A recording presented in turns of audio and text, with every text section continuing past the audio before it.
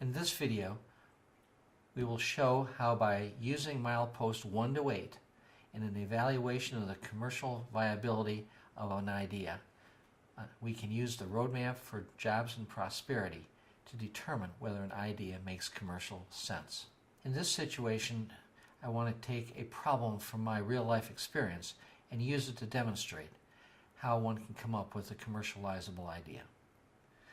The problem that I had is this.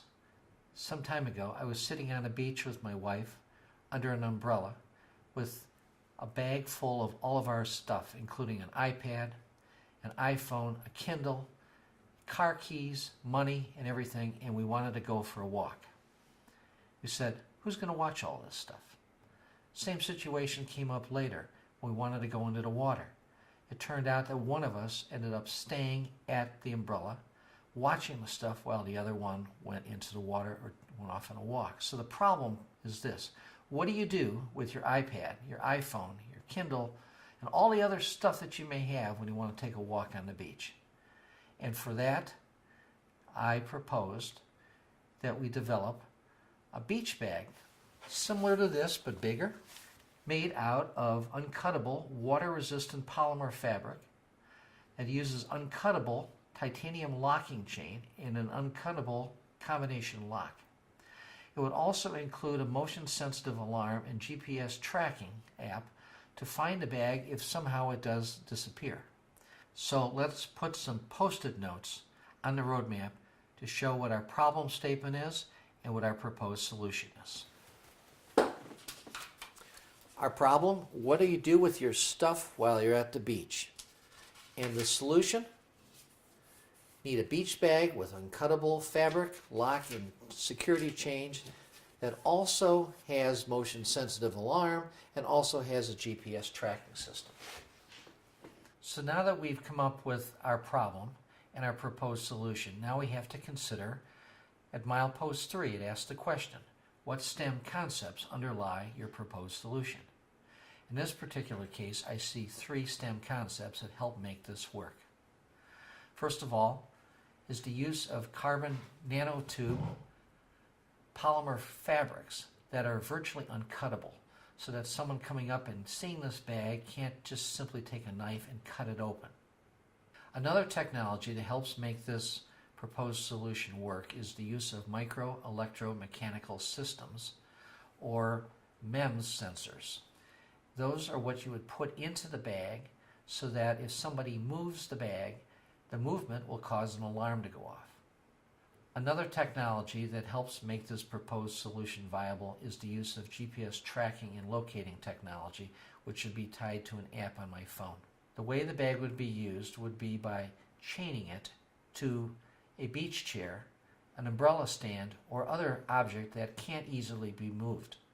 But in the event that somebody picked up the entire chair and dragged it with them and took my bag, the GPS tracking and locating device would allow me to find out where that bag is and go after them. So let's put up on the roadmap post-it notes to document these technologies that we want to use in my proposed solution. And that includes carbon nanotube fibers, a MEMS device, and GPS tracking. So, let's go to Milepost 4. Milepost 4, it asks, who are your target customers and intended users? So I've thought about this, and my thinking is that middle class and upper class beachgoers, gym goers, bike riders, campers, and others might be inclined to buy this device and use it. And while I think that all the members of the target customer families would likely be users, my sense is that men would probably be the target customers who would actually buy this thing. And so let's put that on my Milepost 4 with a post-it note. My first conclusion is that upper and middle class families who are beachgoers, gym goers, ride bikes, and camp are probably the people who would use it, but the customers who would actually buy it would probably be men, although all members of a family would likely use it. So let's go on from there. The next milepost is Milepost 5, and it asks the question, who are your principal competitors? As I've researched this, I've found that there's a company called the Kiss Lock Safe Bag Company. It's out of Florida that sells a similar but less functional bag for $44.95. In their particular case, the bag is uncuttable and has the titanium locks and titanium chain, but it doesn't have the motion sensitive alarm. It doesn't have any of the GPS tracking. So as I look at it, my proposed solution is better than theirs, an enhancement on their current version. So let's put them on the roadmap with another post-it note at Milepost 5. And my principal competitor is the Kiss Bag Company that offers a similar product for $44.95. So let's go on to Milepost 6. It asks the question, what is your customer value proposition and competitive advantage? In this particular case, I think it's obvious.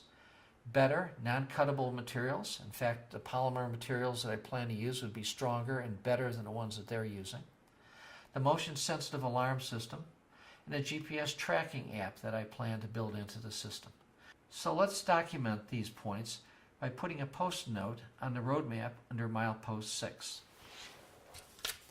That post-it note says that the customer value proposition are better, non-cuttable materials, an alarm system, and the GPS tracking system.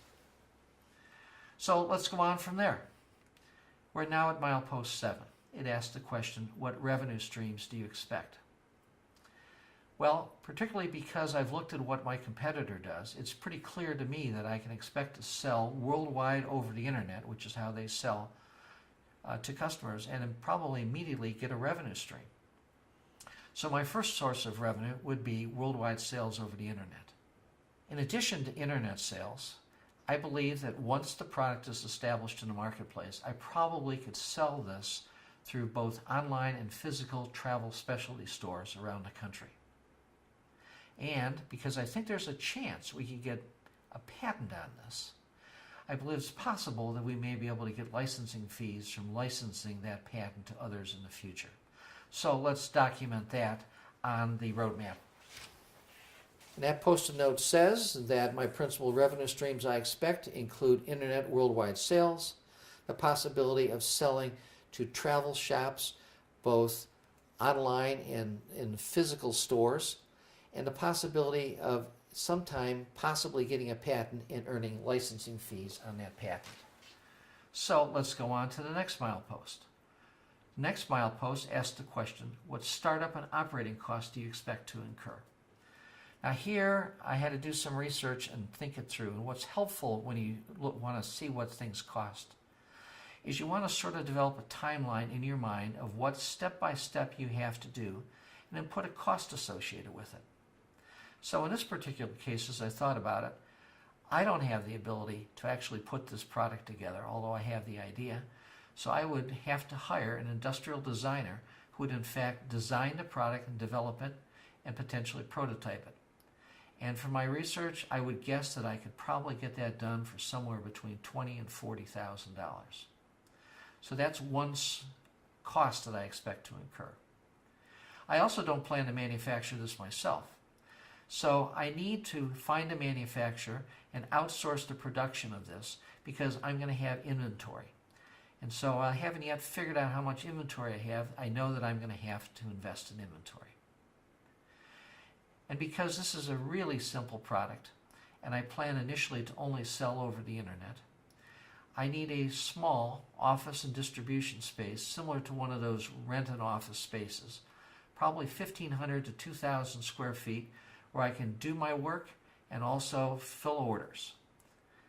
And I'll have to figure out the cost of that. Next, because I think there's a possibility of getting patent coverage on this, because I think it's possible that the use of the motion-sensitive MEMS device and the use of the GPS tracking system may in fact be unique enough to get a patent, that I think I would look into that and pursue that. And for my research, I would estimate that it would probably cost me between $20,000 and $30,000 to hire a patent attorney to help me process my patent. So altogether, the costs that I'm looking at are not huge. They're probably under $100,000 to get this whole business going, maybe even much less than that. So let's put that up on the roadmap with another post-it note. And here I'm putting on there the costs are the industrial designer, the development and the manufacturing of inventory, the renting of an office and distribution space, and the possibility of hiring an attorney to help me with my patent. And so what we've now done is we've gone through Milepost 1 through 8. And when you do this yourself, you'll find that you're going to want to do this again and again, because as you get more research, you may say, hey, I don't like this particular solution. Let's change this a little bit. And so the reason why we're using post-it notes is you can tear them down and put up another one. But in this particular case, this is what I think, as a result of my research, is what I'm looking at if I wanted to solve the problem of what do I do at the beach with all the good stuff that I have that I'm afraid that people will sell. And so I get to the traffic light at the end of Milepost 8, and it asks a simple question. Does your assessment of Milepost 1 to 8 make commercial sense? And I think the answer to that for what I'm proposing is yes. I really believe that it makes commercial sense and it solves a problem. So having come to that conclusion and convinced myself that this idea makes sense and is commercially feasible, it's time to complete the rest of my plan by going through Milepost 9, 10, 11, and 12, which will be the topic of another short video.